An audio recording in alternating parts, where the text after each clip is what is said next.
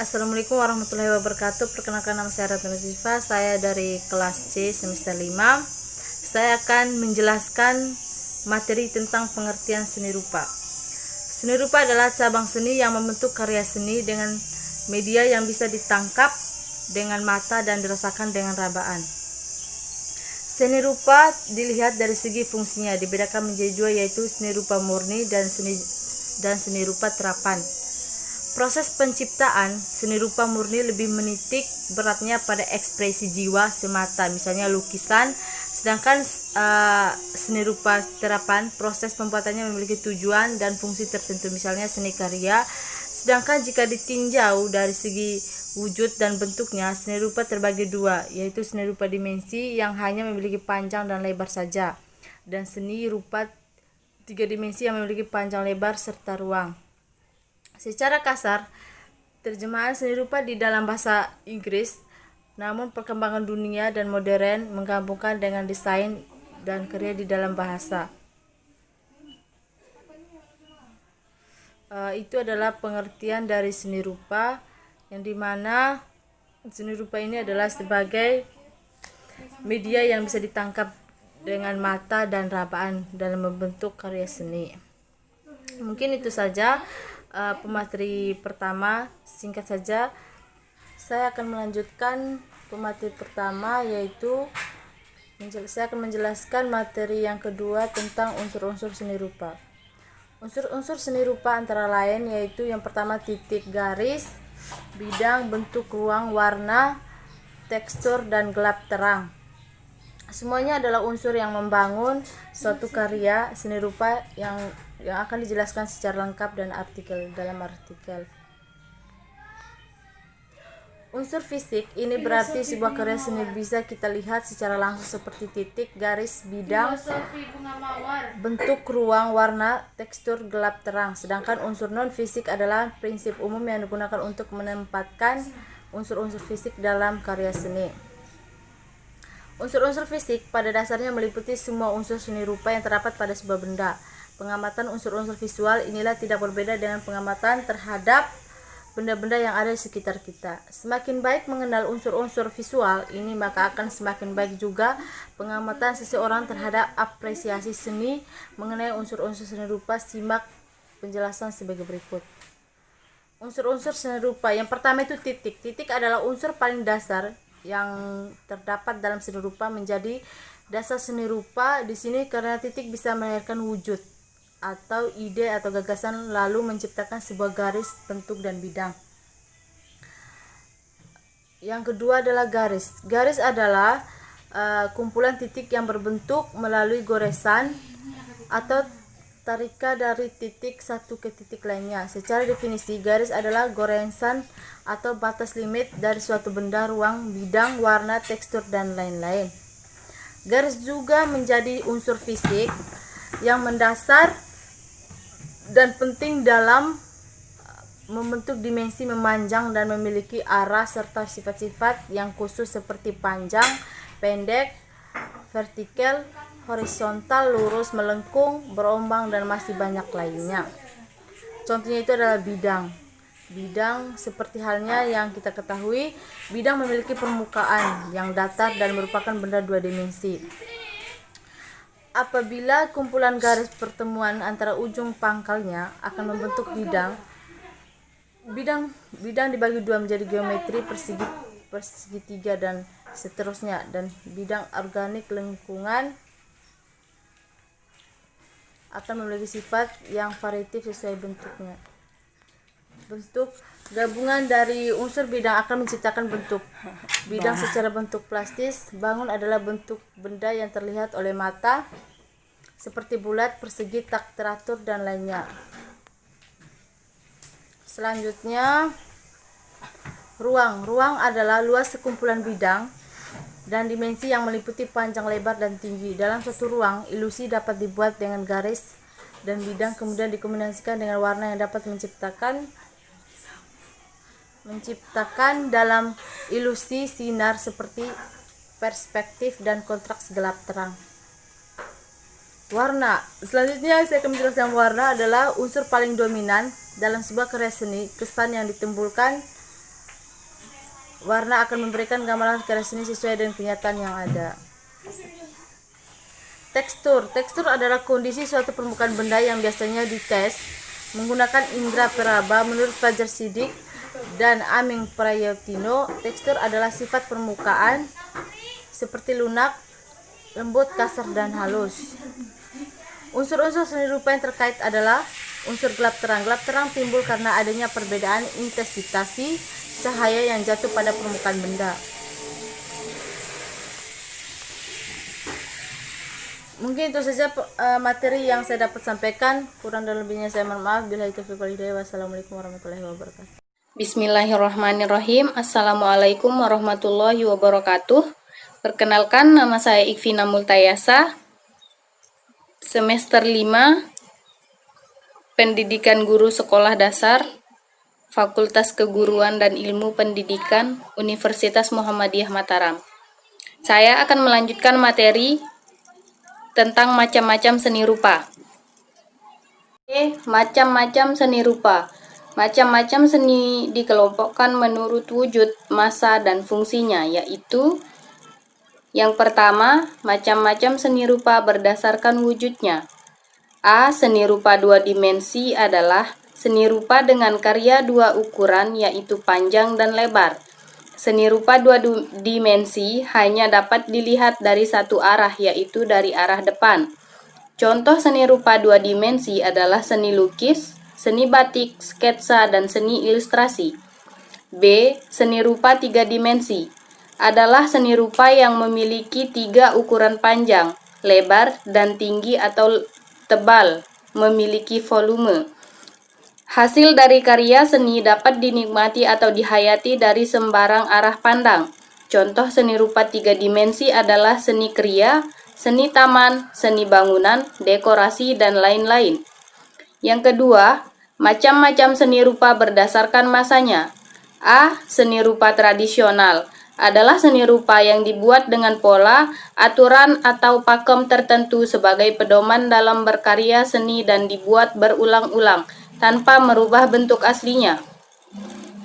Aturan-aturan umum terkait dengan penciptaan bentuk, olah, corak, penggunaan warna, bahan, dan ukuran, aspek-aspek berkarya seni rupa tradisional misalnya masih dipertahankan secara turun-temurun dari generasi ke generasi sampai sekarang, sehingga seni rupa bersifat statis. Sejak dulu hingga sekarang bentuk dan coraknya tidak mengalami perubahan. B. Seni rupa modern adalah karya seni yang ditandai dengan munculnya kreativitas untuk menciptakan hal yang baru, yang belum pernah ada sebelumnya. Unsur kebaharuan menjadi sangat penting dan harus ada untuk memberikan karya seni rupa modern yang mengutamakan aspek kreativitas dalam berkarya, sehingga tercipta suatu karya yang baru. Sehingga seni rupa modern bersifat lebih individualis. Contohnya, seni rupa modern berupa lukisan, grafis, patung, dan kriya. C. Seni rupa kontemporer adalah karya seni yang pemunculannya dipengaruhi oleh waktu di mana karya seni tersebut diciptakan. Seni rupa kontemporer bersifat kekinian dan temporer yang diangkat dari seni rupa kontemporer mengenai situasi dan kondisi saat karya tersebut diciptakan, yang biasa untuk ekspresi pribadi seniman dan mengungkapkan daya fantasi, imajinasi, maupun dengan cita-cita harapan yang dikaitkan mengenai situasi dan kondisi kapan karya tersebut diciptakan. Yang ketiga, macam-macam seni rupa berdasarkan fungsinya. A. Seni rupa terapan adalah seni rupa yang dihadirkan dari tujuan praktis, karya yang digunakan dari benda-benda dengan kebutuhan sehari-hari masyarakat. Contoh seni rupa terapan, yang pertama, seni bangunan atau arsitektur. Seni rupa terapan bisa berwujud bangunan. Biasanya terdapat hiasan di dinding, kusen, pintu, jendela, ornamen atap, dan lain-lain. Seni bangunan bisa juga digunakan sebagai tempat tinggal atau tempat ibadah. Contoh seni bangunan antara lain rumah adat, pura, masjid, gereja, wihara, candi, gapura, dan lain-lain. Yang kedua, seni kain. Seni kain bisa digunakan sebagai pakaian atau sarana upacara. Contohnya adalah batik dan pakaian adat di masing-masing daerah. Yang ketiga, seni ilustrasi. Seni ilustrasi adalah gambar atau foto yang berfungsi untuk menjelaskan suatu naskah atau teks, sehingga mudah dipahami oleh pembaca. Yang keempat, seni kerajinan tangan. Seni kerajinan tangan biasanya digunakan untuk alat kebutuhan sehari-hari, misalnya asbak, tempat pensil, peralatan dapur, dan lain-lain. Yang kelima, seni dekorasi. Seni dekorasi adalah seni yang digunakan untuk menghias sebuah ruangan. Biasanya ini dilakukan saat ada acara atau upacara, seperti perayaan hari kemerdekaan, ulang tahun, resepsi pernikahan, dan lain-lain. Yang B, seni rupa murni adalah karya seni rupa yang diciptakan bukan untuk tujuan digunakan, melainkan untuk mengungkapkan ide dari penciptanya dan hanya mengutamakan nilai keindahan. Seni rupa terapan bebas untuk semua orang dalam mengungkapkan keinginan, harapan, impian, hayalan dalam karya seninya. Contoh seni rupa murni antara lain yang pertama, lukisan. Lukisan merupakan seni rupa murni 2 dimensi yang dituangkan dalam media lukis dengan menggunakan alat lukis seperti cat, pensil, dan lain sebagainya.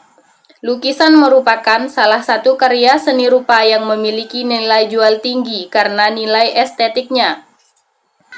Yang kedua, patung. Patung merupakan salah satu seni rupa murni 3 dimensi yang dibuat dengan teknik tertentu bergantung pada alat dan media yang digunakan. Umumnya, patung dibuat dengan cara membentuk suatu objek dari bahan seperti batu alam, tanah, logam, dan lain sebagainya. Karya seni patung merupakan salah satu karya seni yang banyak ditemukan di muka bumi. Yang ketiga, grafis. Konsep grafis tidak jauh berbeda dengan lukisan, merupakan seni rupa 2 dimensi yang menggunakan teknik cetak baik konvensional maupun modern dengan memanfaatkan teknologi canggih. Desain grafis dapat berupa gambar, tulisan, atau gabungan keduanya. Assalamualaikum warahmatullahi wabarakatuh. Perkenalkan, nama saya Ikramullah dari kelas 5C. Saya akan membacakan materi yang keempat, yaitu jenis-jenis seni rupa. Jenis-jenis seni rupa antara lain, yaitu seni rupa berdasarkan dimensinya. Seni rupa berdasarkan dimensinya atau ukuran, panjang, lebar, dan tinggi. Dari jenis-jenis yang pertama ini, maka jenis seni rupa dapat dibagi menjadi 2. Yang pertama, seni rupa 2 dimensi. Yang kedua, seni rupa 3 dimensi. Yang pertama, seni rupa 2 dimensi atau Dwi Matra adalah karya seni rupa yang terbentuk dengan 2 ukuran, yaitu panjang dan lebar. Selain itu, seni rupa 2 dimensi ini juga hanya bisa dilihat dari arah depan saja. Yang kedua, seni rupa 3 dimensi, yaitu Trimatra adalah karya seni rupa yang memiliki 3 unsur ukuran, yaitu panjang, lebar, dan tinggi, serta memiliki volume. Contohnya, bonsai, seni patung, dan keramik. Adapun jenis-jenis seni rupa yang kedua adalah berdasarkan masa atau waktunya. Yang pertama, jenis seni rupa yang kedua adalah seni rupa berdasarkan masa atau waktunya. Dari jenis seni rupa yang satu ini, seni rupa dibedakan menjadi 3. Yang pertama adalah seni rupa tradisional, yaitu seni rupa yang ada pada zaman dulu yang sudah pakai dan bersifat statis dan turun-temurun. Yang kedua, seni rupa modern, yaitu karya seni yang terbaru dari seni rupa tradisional yang mana aturannya dan pola-pola sudah mengalami perubahan. Contohnya lukisan, patung, dan kriya. Dan yang ketiganya adalah seni rupa kontemporer, yaitu karya seni yang muncul karena tren atau kondisi waktu dan lebih bersifat kekinian. Jenis-jenis rupa ketiga adalah seni rupa berdasarkan fungsinya. Dari jenis seni rupa berdasarkan fungsinya ini, seni rupa dibagi menjadi dua golongan lagi. Yang pertama, seni rupa murni, dan yang kedua, seni rupa terapan. Berikut adalah penjelasannya.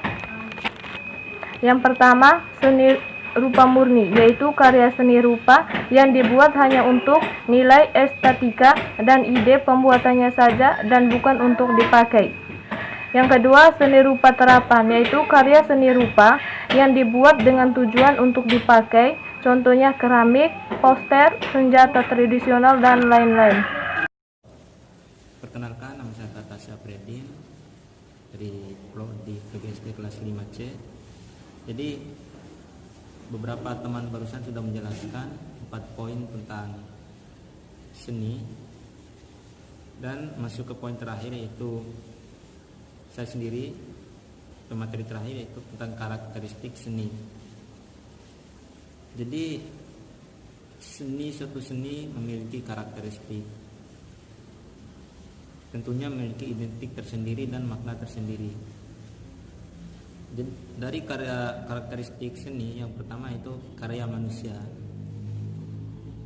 Seni tidak dapat indah ataupun tidak dapat dikatakan seni jika bukan dari karya manusia atau hasil alam. Hasil alam itu muncul dengan sendirinya, bukan seni.